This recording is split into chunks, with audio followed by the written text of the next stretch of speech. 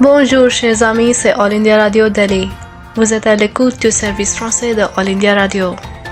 Aujourd'hui, nous sommes le 1er décembre 2020. Voici maintenant les bulletins d'information d'aujourd'hui, présentés par Samia Taneja.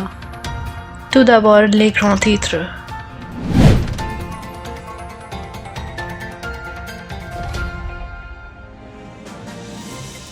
Le Premier ministre Narendra Modi interagit avec 3 équipes impliquées dans le développement du vaccin contre la COVID-19.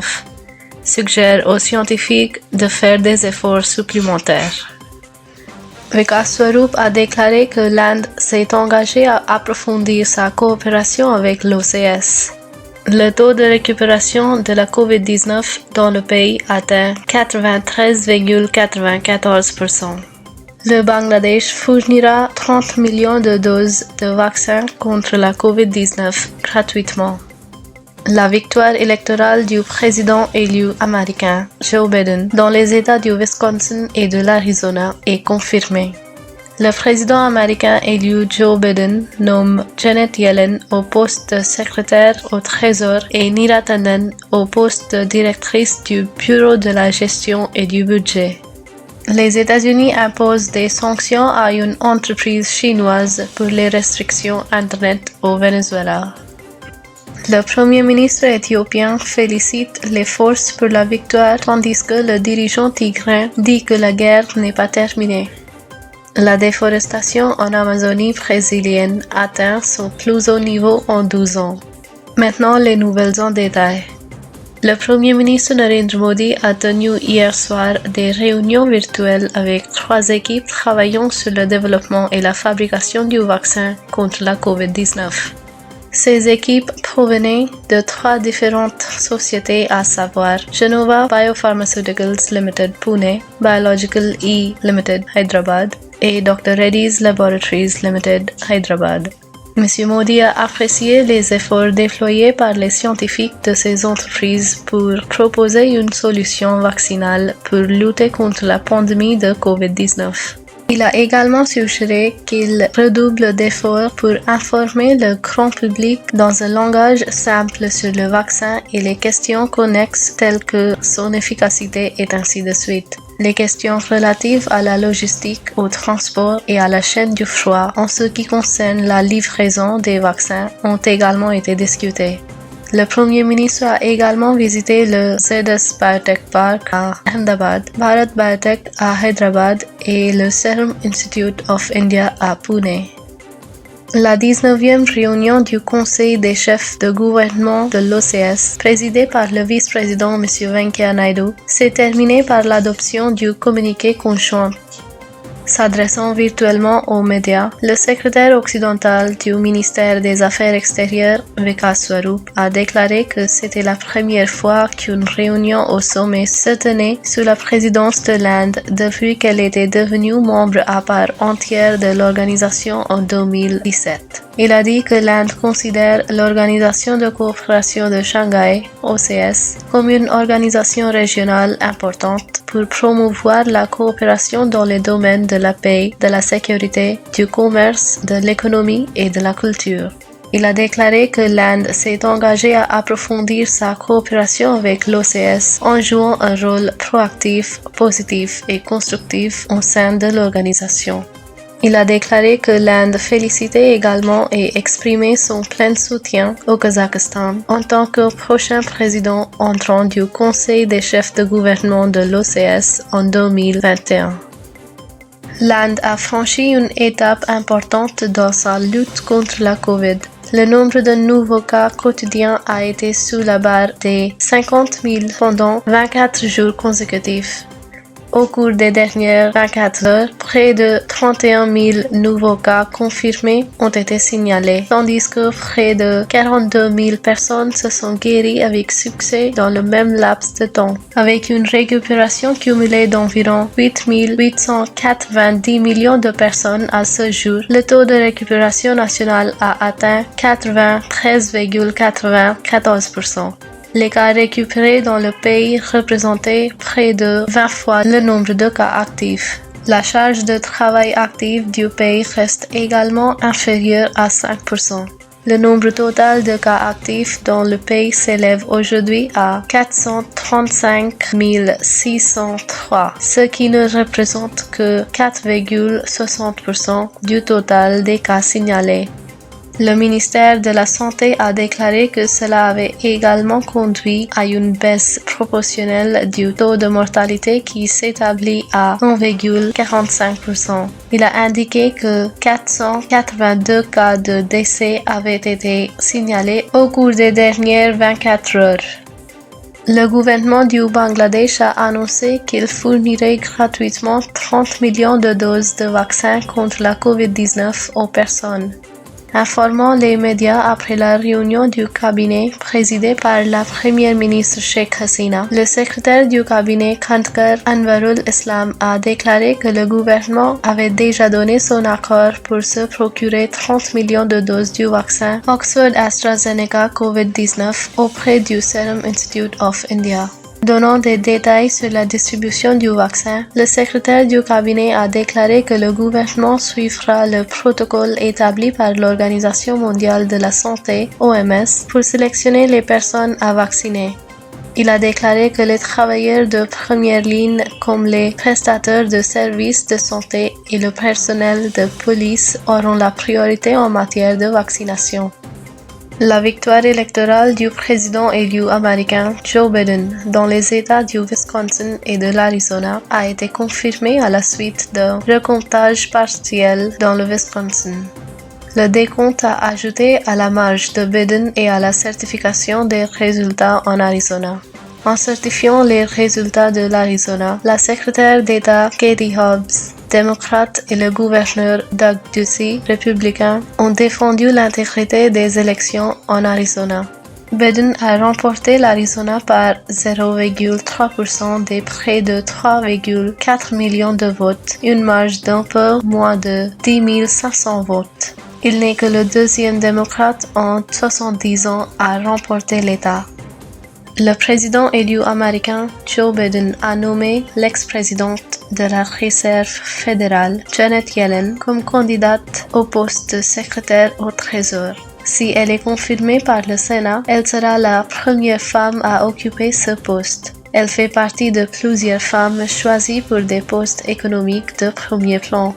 L'équipe de transition de Biden a déclaré que d'autres étaient prêtes à briser les barrières raciales si elle était confirmée. L'américaine indienne Neera Tanden a été nommée directrice du Bureau de la gestion et du budget. M. Biden a également nommé Wally Adeyemo, ancien responsable de l'administration Obama et premier PDG de la fondation à but non lucratif de l'ancien président, comme son candidat au poste de secrétaire adjoint au Trésor. Il a également dévoilé son équipe économique de la Maison-Blanche, composée des économistes Cecilia Roos, Jared Bernstein et Heather Boushey. Les États-Unis ont imposé des sanctions à la société chinoise China National Electronics Import and Export Corporation ou la Société nationale d'importation et d'exportation d'électronique, l'accusant de soutenir les efforts du président Nicolás Maduro pour saper la démocratie au Venezuela. Tout en critiquant la Chine, le secrétaire d'État américain Mike Pompeo a déclaré que la société chinoise fournissait un soutien informatique et des experts techniques aux fournisseurs de télécommunications d'État qui bloquent fréquemment les journaux indépendants en ligne et les discours des membres de l'opposition. Le département américain du Trésor a déclaré que cette société chinoise soutenait les efforts malveillants du régime de Maduro depuis 2017 et fournissait une expertise technique aux entités gouvernementales vénézuéliennes contre la population du pays. Le premier ministre éthiopien Abiy Ahmed a félicité ses troupes hier au Parlement du pays pour avoir évincé un mouvement rebelle du nord de Mekelle. Cependant, le chef des forces tigrènes a déclaré qu'il résistait toujours. Abiy a déclaré au Parlement que la Constitution avait été attaquée, mais qu'il n'avait pas fallu 3 ans mais 3 semaines pour que les forces se reprennent. Les forces fédérales ont capturé la capitale régionale Mekelle ce week-end et ont déclaré la victoire sur le Front de libération du peuple du Tigré, FLPT. La guerre qui dure depuis près d'un mois a tué des centaines et probablement des milliers de personnes, a envoyé des réfugiés au Soudan, suscitant des rivalités entre les myriades de groupes ethniques éthiopiens. Les États-Unis se sont déclarés préoccupés par la poursuite des combats et ont appelé à la fin complète des hostilités et au dialogue. Washington et l'ONU ont demandé instamment que les droits de l'homme soient pleinement respectés et que les groupes d'aide puissent y accéder. La déforestation de la forêt amazonienne au Brésil a atteint son plus haut niveau depuis 2008, rapporte l'agence spatiale du pays. Un total de 11 088 km² de forêt tropicale a été détruite d'août 2019 à juillet 2020, soit une augmentation de 9,5% par rapport à l'année précédente. L'Amazonie est un réservoir de carbone vital qui ralentit le rythme du réchauffement climatique. Les scientifiques affirment qu'il a subi des pertes à un rythme accéléré depuis janvier 2019. Le président brésilien Jair Bolsonaro a encouragé les activités agricoles et minières dans la plus grande forêt tropicale du monde. L'Amazonie abrite environ 3 millions d'espèces de plantes et d'animaux et 1 million d'indigènes. Chers amis, vous venez d'écouter les nouvelles d'aujourd'hui. Nous allons maintenant écouter le commentaire d'actualité. Restez à notre écoute.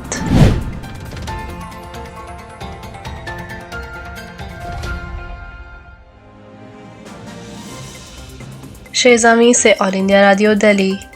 Vous êtes à l'écoute du service français de All India Radio. Voici maintenant le commentaire portant sur l'amélioration des liens entre l'Inde et le Népal.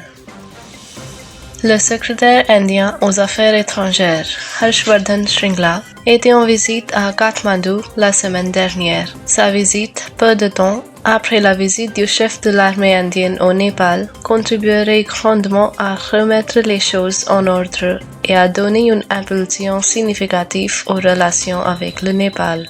Les relations entre l'Inde et le Népal ont peu de parallèles dans le monde et se caractérisent par une relation amicale et une frontière ouverte.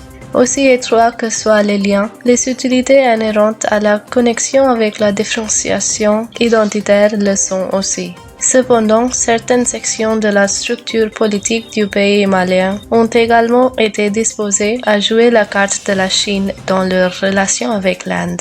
Les confinements et le besoin de quarantaine liés à Corona ont certainement forcé une certaine distanciation sociale pendant une grande partie de l'année en cours. Cependant, l'Inde a fourni des secours et une aide médicale au Népal pendant la crise Corona dans ce pays. Il s'agit de la première visite au Népal de M. Shringla après avoir pris ses fonctions de secrétaire aux affaires étrangères. Mais ce n'était pas seulement une visite pour faire connaissance. Il a eu des contacts avec son homologue népalais, Bharatraj Paudyal, qui lui aussi n'a succédé que récemment au poste de secrétaire aux affaires étrangères du Népal. La visite a également permis une interaction de haut niveau avec les dirigeants népalais, notamment le président, le premier ministre, le ministre des Affaires étrangères et les dirigeants de l'opposition.